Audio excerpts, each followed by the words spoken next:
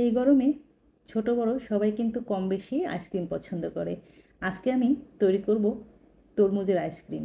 তরমুজের আইসক্রিম তৈরি করার জন্য আমি এখানে তরমুজ কেটে নিয়েছি টুকরা করে। এখানে 2 কাপ তরমুজের টুকরা হবে আর সমস্ত বিচিগুলো ফেলে দিয়েছি। এখন একটি ব্লেন্ডারে তরমুজের টুকরার সাথে আমি 1 কাপ হুইপড ক্রিম দিয়ে দিলাম। এখন খুব ভালো মতো মিহি করে ব্লেন্ড করে নিব। এই রেসিপিটি কিন্তু খুবই সহজ, যে কেউ তৈরি করতে পারবে, কোনো সমস্যা হবে না। তবে যারা একটু বেশি মিষ্টি খেতে পছন্দ করেন তারা এখানে একটু চিনি ব্যবহার করতে পারেন। আমি কিন্তু কোনো চিনি ব্যবহার করিনি। এখন আইসক্রিমের মোল্ডে আমি মিশ্রণ ঢেলে নিচ্ছি। আইসক্রিমের এই ধরনের মোল্ডগুলো আপনারা সহজেই নিউ মার্কেট আর গুলশানের ডিসিসি মার্কেটে পেয়ে যাবেন। সেই সাথে আইসক্রিমের কাঠিগুলোও আপনারা মার্কেটে পেয়ে যাবেন। এই মোল্ডগুলো কিন্তু খুবই ভালো, আইসক্রিম বেক করতে খুব সুবিধা হয়। এখন আইসক্রিমটাকে আমি ডিপ ফ্রিজে রেখে দিব 8-10 ঘন্টার জন্য। ওভারনাইট রেখে দিলে খুবই ভালো হয়। আমি সারা রাত রেখে দিয়েছিলাম, এখন বের করে নিয়েছি।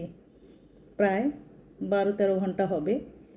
তার আগে আইসক্রিমের মোল্ডকে আমি প্লাস্টিক র্যাপ দিয়ে মুড়ে নিয়েছি। ফয়েল পেপার দিয়েও মুড়ানো যাবে, কোনো অসুবিধা নেই। আমি র্যাপটা সরিয়ে এখন আইসক্রিম বের করে নিচ্ছি।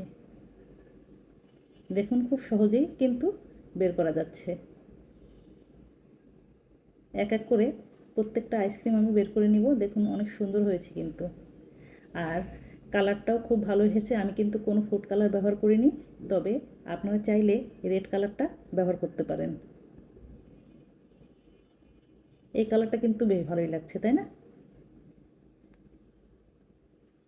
ডিয়ার ভিউয়ার্স, আমার রেসিপিগুলো যদি আপনাদের ভালো লাগে অবশ্যই আমাকে একটা লাইক দিবেন আর কমেন্ট করে জানাবেন। কে কোথায় থেকে দেখছেন তাও একটু জানাবেন, তাহলে আমার খুব ভালো লাগবে।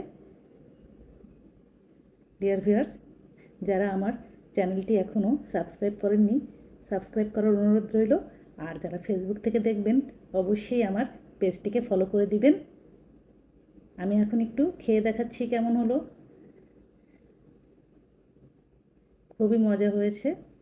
আপনারা কিন্তু অনায়াসেই বাসায় এভাবে তৈরি করে সবাই মিলে পরিবারের সদস্য সহ খেতে পারেন আর এই গরমে প্রাণটা জুড়াতে পারেন।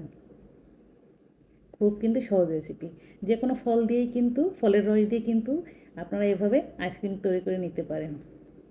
তো সবাই ভালো থাকবেন। আবারও আপনাদের সাথে পরবর্তীতে অন্য রেসিপি নিয়ে কথা হবে। আল্লাহ হাফেজ।